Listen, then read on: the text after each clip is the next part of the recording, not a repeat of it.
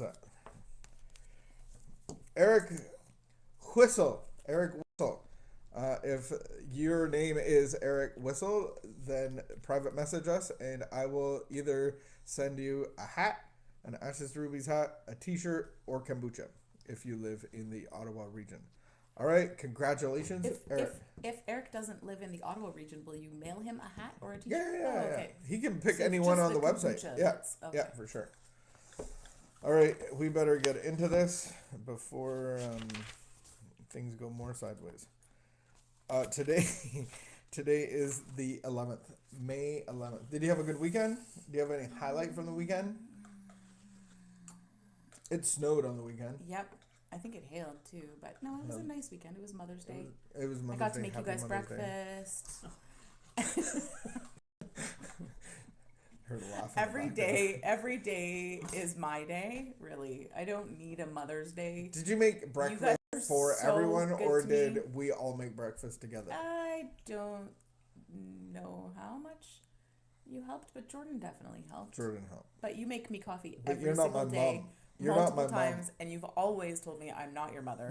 And so No, but today's talk, today's meditation, today's devotional is titled Perfection. I want to change the name and move on to a different one. May 11th, Perfection. Many of us picked on ourselves unmercifully before recovery.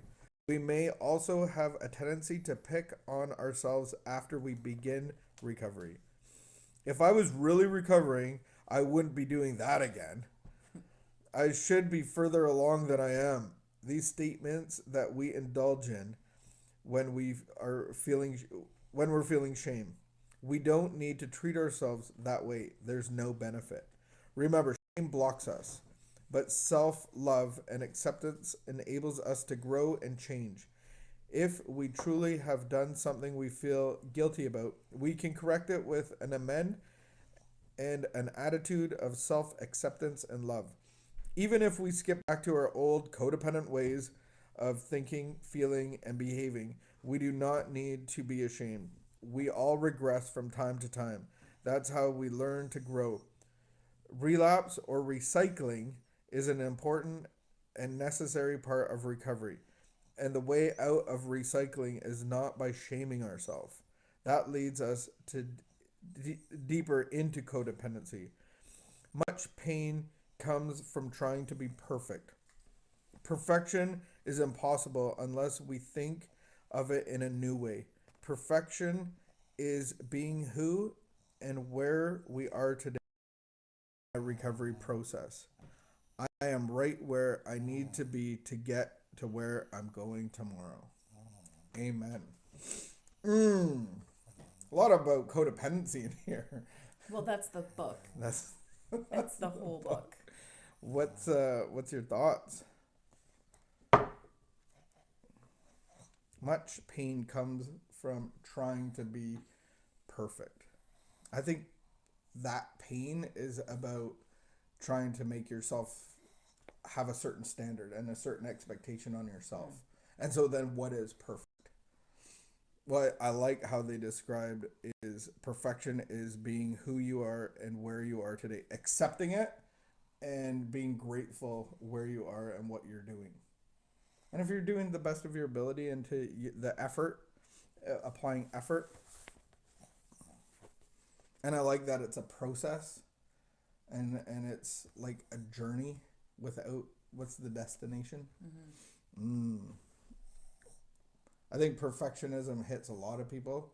I think the addict has a mindset of if I can't get something right the first time, then I'm just going to give up. Like it's not even worth doing if I have to apply myself to a certain level.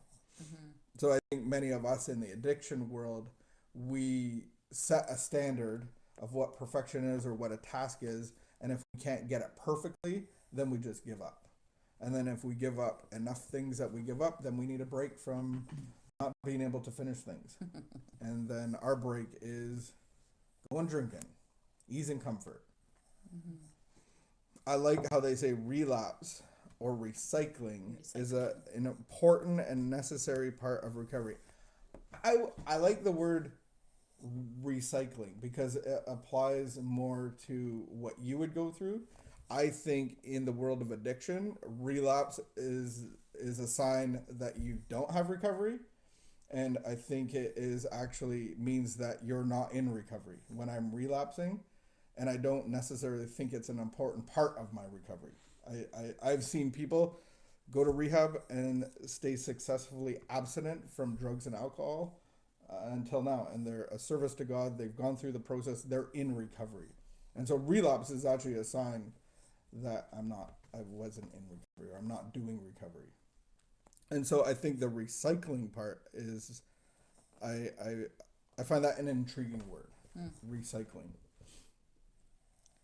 because it's more applicable to behavioral and to relationships. And remember we heard that poem about from that doctor at Serenity Renewal, and I thought it was the dumbest thing. And it was this guy going to work, and there was this hole in the sidewalk, and he fell in, and then he couldn't get out, and somebody finally pulled him out, and he was late to work, and blah blah blah. The next day, he goes down the sidewalk and falls into the same hole, and I'm like, this guy's an idiot. But he kept doing the same thing over and over, getting the same result, expecting something to be different, like getting to work on time. So I think it's kind of applicable in that recycling, where I get into patterns in my head and defensiveness or insecurities, and I set myself up for failure. So those are that recycling thing. It doesn't mean I'm like putting a needle in my arm. Leads us deeper in codependency, perfectionism. So, do you identify with that at all? Like, I think you don't.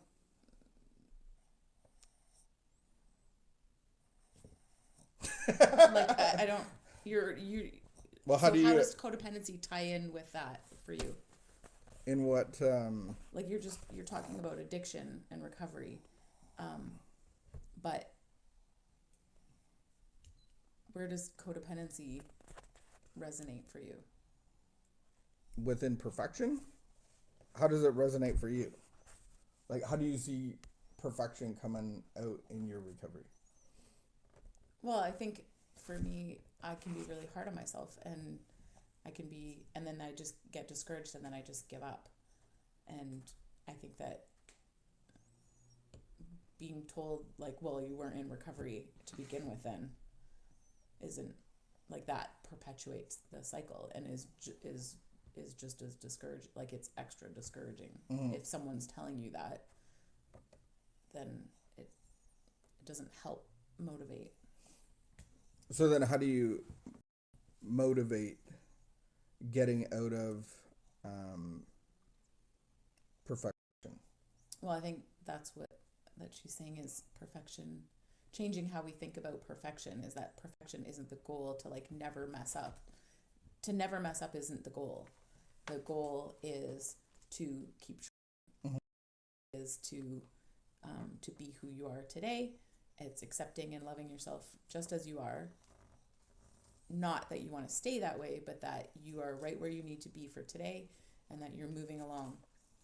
And so when you say, like, oh, but if you mess up, then you were never in recovery. Maybe the perception is a bit wrong.